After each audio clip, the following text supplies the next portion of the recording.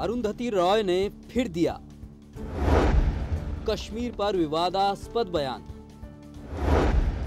आखिर क्यों ऐसे बुद्धिजीवी बनना चाहते हैं विवादजीवी?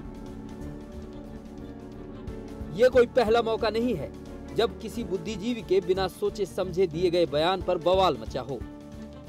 और अरुंधति रॉय तो जैसे बयान ही विवाद में आने के लिए देती हैं।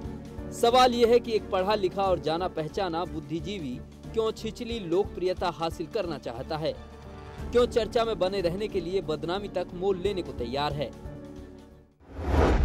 ऐसे बयान देने वालों पर क्यों नहीं लगाई जाती रोक?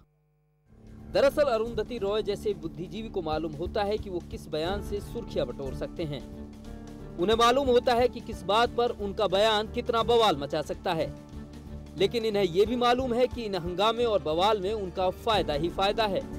इन्हें मालूम है कि उनके बयान के बाद कुछ संगठन या फिर कुछ राजनीतिक दल विरोध करेंगे, लेकिन यही विरोध उनके अंतर्राष्ट्रीय छवि को और मजबूत करता है।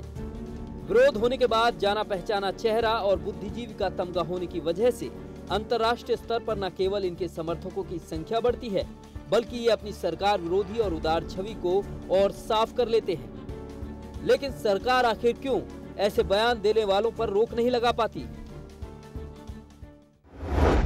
नाम बढ़ेगा तो काम मिलेगा, काम मिलेगा तो दाम मिलेगा। दरअसल बवाल और हंगामा खड़े करने वाले इन बुद्धिजीवियों का कमाई से सीधा कनेक्शन है। ये बुद्धिजीवी किताब लिखते हैं, किसी न किसी एनजीओ से जुड़े होते हैं, विदेशी सेमिनार में हिस्सा लेते हैं, विदेशी विश्वविद्यालय में पढ़ाते हैं। हालांकि इनकी अंतर्राष्ट्रीय स्तर पर पहचान तो होती है, लेकिन ऐसा भी वक्त आता है जब इनका नाम और काम दोनों दुनिया की निगाहों में दूर रहता है और ऐसे में विवादास्पद बयान उन्हें चर्चा में बनाए रखता है, जिसका उन्हें फायदा मिलता है। इन्हें मालूम है कि जितना विरोध होगा अंतर्राष्ट्रीय मंच और मीडिया में उतना ही नाम होगा, जिसका फायदा उनके काम में उन्हें मिलता है। किताब लिखी तो ज्यादा बिकेगी, विवादित रहे तो सेमिनार में ज्यादा बुलाए जाएंगे, एनजीओ से जुड़े हैं तो पैसा मिलेगा। यानी विरोध हुआ तो नाम होगा, नाम होगा तो काम मिलेगा, काम मिला तो दाम भी मिलेगा। मतलब साफ है, थोड़ा विरोध, थोड़ा हंगामा और बवाल, फिर फायदा ही फायदा। चंदन दुबे, दिल्ली, इंडिया न्यूज। चाहे दिलीप पटगांवकर हों या अरुंधति राय या फिर कोई और, आजकल ये लोग विवादास्पद बयान धड़ल्ले से दे रहे हैं। साथ ही अभिव्यक्ति की स्वतंत्रता का हवाला देकर अपना बचाव भी करते हैं, जो कहीं न कहीं देश हित के खिलाफ जा रहा है। पहले आया गिलानी का जहर उगलने वाला बयान। हिंदुस्तान से आज़ादी हासिल करना ये हमारा पैदाइशी और बुनियादी हक है।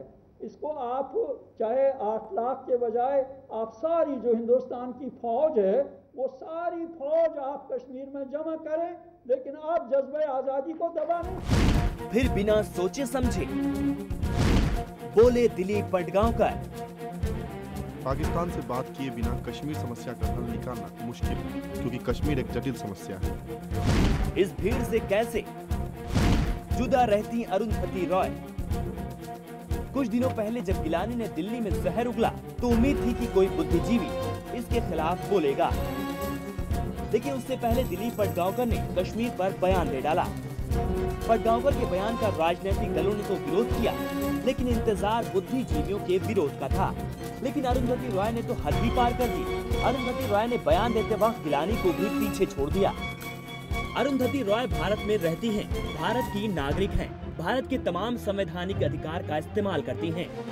एक भारतीय को जो कुछ सुविधा मिलनी चाहिए वो सब उन्हें मिलती है।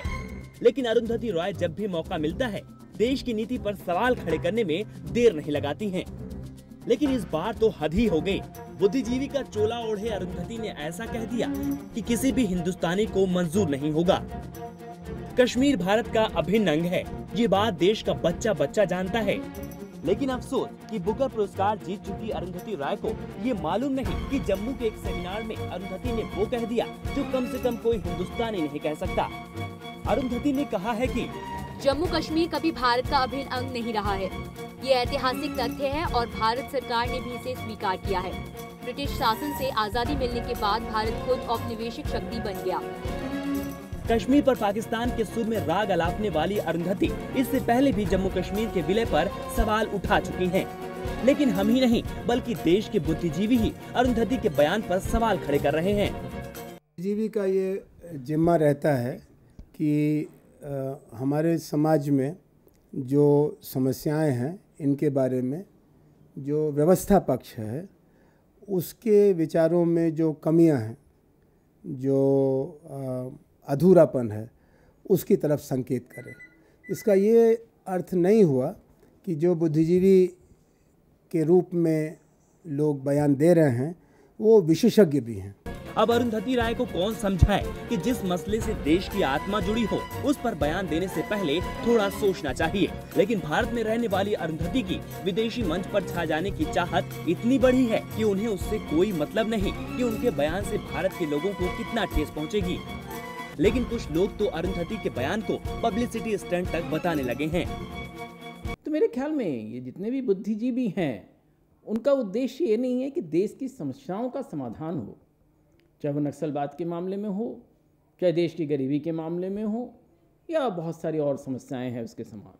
उनकी सिर्फ समस्या ये होती है कि वो चर्चा में कैसे रहें, और ये जो एक मानसिकता है ये देश को बहुत नुकसान करती है। अगर आप जाने पहचाने चेहरे हैं तो सरकारी नीतियों के खिलाफ एक बयान आपको हंगामे के सेंटर में खड़ा कर देगा। नक्सली हिंसा में भले ही सुरक्षा बल अपनी जिंदगी की कुर्बानी दे रहे हों, लेकिन ये बुद्धिजीवी नक्सलियों के समर्थन में खड़े हो जाएंगे। कश्मीर को लेकर भारत का रुख पूरी दुनिया जानती है, लेकिन ये कश्मीर को पाकिस्तान से जोड़ देंगे। मानो प्रसिद्धि पाने के लिए कुछ बुद्धिजीवियों का ये सिंगल पॉइंट एजेंडा ही बन गया है। लेकिन सवाल है कि क्या अपनी पहचान को और चमकदार बनाने के लिए देश की इमेज को धुंधला करना ही बुद्धिजीवी की पहचान बन गई है। देवेंद्र भारद्वाज के साथ ब्यूरो रिपोर्ट, इंडिया न्यूज।